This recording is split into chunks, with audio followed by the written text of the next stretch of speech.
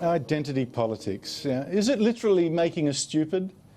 I mean, this week, Melbourne University Student Union produced a report that said white male students were privileged, and it suggested they act more like women, which apparently means you don't push yourself forward so much, and apparently means you don't talk so much, and apparently means that you don't start quizzing people like female and non-white students who complained in this survey. Oh, well, the way they were being questioned made them wonder whether they knew anything. Joining me is Bella Debrera, author and director of the Foundations of Western Civilisation program that's run by the Institute of Public Affairs. Now, excuse me if I talk very softly. I don't want to intimidate you. This is ridiculous, isn't it? What do you make of this report? This report is worrying on so many levels. It's perpetuating the white male privilege myth of identity politics, which basically says that gender, race and biology determine your destiny. So what does this mean if you're born a non-white male? Does this mean that you're set up for failure and that you shouldn't try? It's worrying in the fact that it's discriminating against men. It's basically telling men that they should not use Australian banter, that they should speak more like women, that they should be less confident. So what does speak more like women mean, for heaven's sake? Well, there's sexism here. It's basically saying that men are more confident when they speak in... They're saying that men are more confident when they speak in lectures than women. So they need to say, look, I'm not sure if this is a good idea, or this might be a crazy idea, but... So they need to be less confident. Have you met the big boss here in News Limited, Siobhan McKenna? I wouldn't tell. But listen, this is so stupid. So what if you're a white guy, and like I was for so many years, a shy guy, and you don't speak up, and you say nothing? You must feel like you're a total loser. You're saying, where are my privileges? Well, you automatically have privileges according to this group. Even if you're a quiet white male, they will assume that you have these privileges and that you shouldn't be allowed to say anything.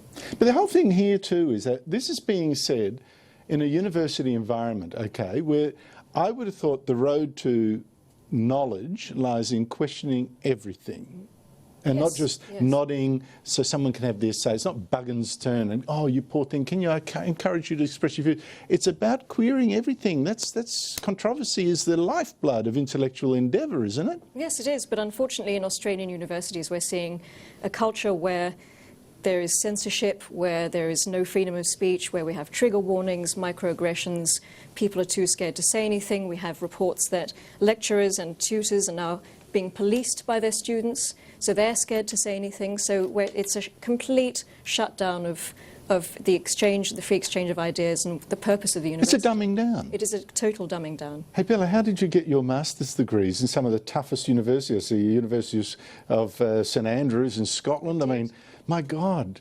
do people condescend to you and say, Bella? Well, when I did my degrees, which is a long time ago now, there was this culture of political correctness and identity politics just simply didn't exist. Everyone was treated equally in the class. No one was given any special consideration. I certainly didn't ask. No, but did the male students talk like women, or did you learn to step up and project and take them on? Well, I don't think it's a case of talking like men and talking like women. I think it's all about I'm just going with this Melbourne University. How we are as individuals, is it not? Apparently not. Oh, I didn't realise you were quite that old. Oh, that was so yesterday. Honestly, this is just driving me nuts. Now, look, this whole idea, identity politics, it's so strong, this push to divide us by race, by gender preference, by religion, by ethnicity. I'm just wondering, to me it seems like we're being put back into silos, into tribes, right? And we've got to negotiate as representatives rather than as individuals. I think it's absolutely against the idea that we share a common humanity and we should be judged as individuals rather than by assumptions of who we are. I think it's anti-knowledge and anti-the West. What do you think? Yes, well, I think it's extremely regressive. The whole idea of, the whole beauty of Western civilization is that it has challenged ideas and keeps challenging ideas. And breaking down people into silos and identity politics and shutting down freedom of speech is totally regressive. And it's totally anti everything that we stand for in terms of Western And yet, civilization. well, how do you turn it around? I mean, I don't understand how this is to be turned around. It seems almost like unstoppable. We are getting graduates who will teach graduates, who will teach children, who are indoctrinated into this now, and it's part of the body politic. You saw my previous report, a discussion on how to tribalise ourselves in the Constitution now. Well, this identity politics has really taken hold in Australian universities. It started in France in the 1960s, came to the universities, and now it's manifesting itself in government. And it's I think it's a subject, you know, I think it's actually, to be perfectly honest, if you're into this tribal politics and identity politics, it's a sign of an inferior mind, that you're a collectivist, that you don't have the guts to stand on your own 2 feet, you don't have the wit to argue as an individual, you need the tribe and to represent the tribe to come, you know, oh, it's not just me, it's all these people with me and this army. Don't you think? Yes, and one of the values of Western civilization is the value of the individual. Yes, exactly right. Listen, I'm going to give you a prime example of the kind of thing. Well, not prime example, it's a subset of this sort of thing. And it came just today, Victorian Premier Dan Andrews apologising, believe it or not, to Chinese Australians, the descendants of Chinese migrants, he said, were the victims of racist policies in the gold rush 160 years ago. Oh, look, he's very keen for us to be seeing him in the camera. Oh, did we get that? Did we get that? He looks up. You know, Chinese miners, what it's complaining about, saying sorry for, is Chinese miners arriving in the gold rush 160 years ago had to pay a head tax. It was a policy that applied only to them to keep out cheap labour and competition from Chinese. What is the point, may I ask you, of apologising for something that somebody else long dead did to somebody else long dead did on the grounds that we're now of the same race, so we share the same guilt?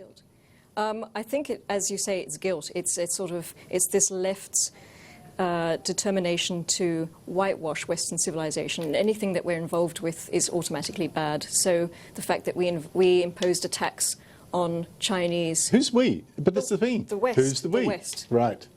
The West. Well, honestly, it seems to me very strange. And this identity politics, and I referred to it in the editorial, which you're probably just making your way up the lift at the time, it seems to me a very dangerous push now when I would have thought with the Islamic terrorism thing and all that kind of thing, and we've got Sudanese kids that clearly don't seem to be fitting in and feel in antagonism, not all, some.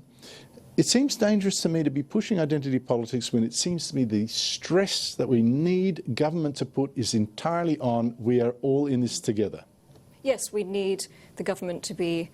We need to be integrating. We don't need segregation. And I think identity politics creates divisions where there are none, which is why it's so dangerous. So we need... Exactly. And I think we're destroying this idea that there's a broader us that we should be feeling love for and a sense of ownership with, instead of I'm negotiating with you as a member of a different tribe over this area. We're going to fight over that, but only as tribes. Yes, it doesn't unite. It's not a uniting thing. This is the problem. Well, Bella, I'm so glad you've got a program called the Foundations of Western Civilisation that the IPA is running. I think it's a great idea, and more luck to you. This is exactly the kind of thing you're fighting for. And if people want to donate, the IPA is the place to donate to. Bella de Brera, thank you so much for joining me. Thank you very much for having me.